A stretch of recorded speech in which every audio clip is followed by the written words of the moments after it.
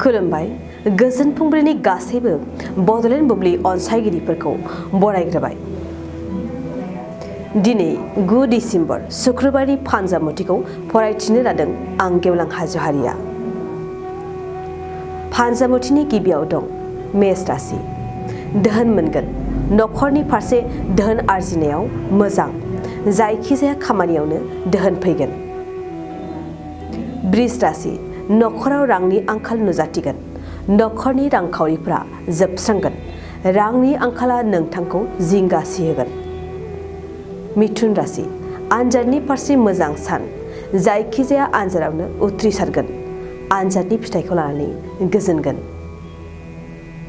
कर्कट राशि। नखराव मुवा बेसाद खहा जागोन, खहा जानायाव दुखु जागोन, खहा जानायखौ मिथिस्लाबनाय नङा। सिंह राशि।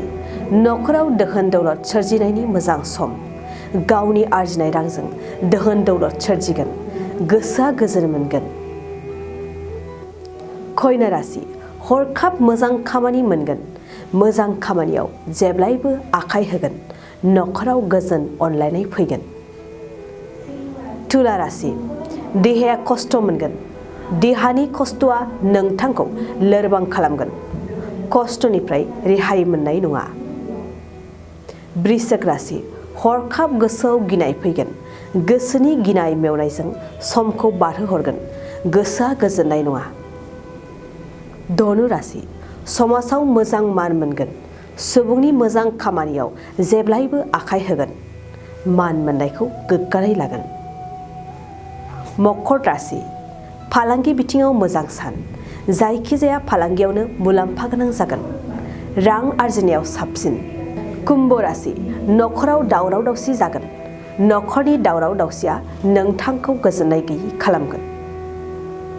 मीन राशि। बिमानि अननाय मोननाय नङा, गोसोआव नखरनि फारसे बांसिन साननाय फैगोन, दुखुजों सैनांगोन। दिनै सानसेनि राशि फरायथियाबो एसेनोसै। आसा खालामो गासैनिबो जिउआव दिनैनि साना मोजाङै मोजां थांगोन, बेखौ बड'लेण्ड बुब्लि नखरनिफ्राय मिजिंथिबाय। नोंथाङा सानाय सुनाय बेरामनि जेंनायाव गोग्लैदों नामा?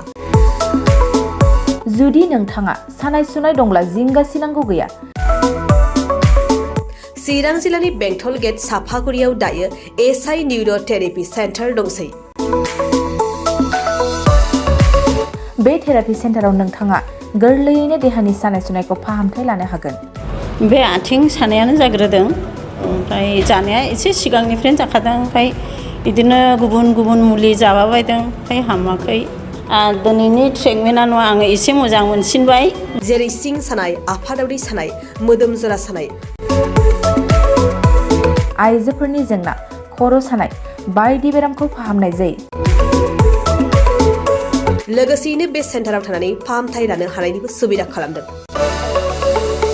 नोंथांमोनहा एसआइ निउर' थेरापि सेन्टाराव फाहामथाय लानो गोसो दंब्ला नैबे मबाइल नम्बर 7620160459 नङाब्ला 9476977956 आव थोंजों सुलाद लानो हागोन।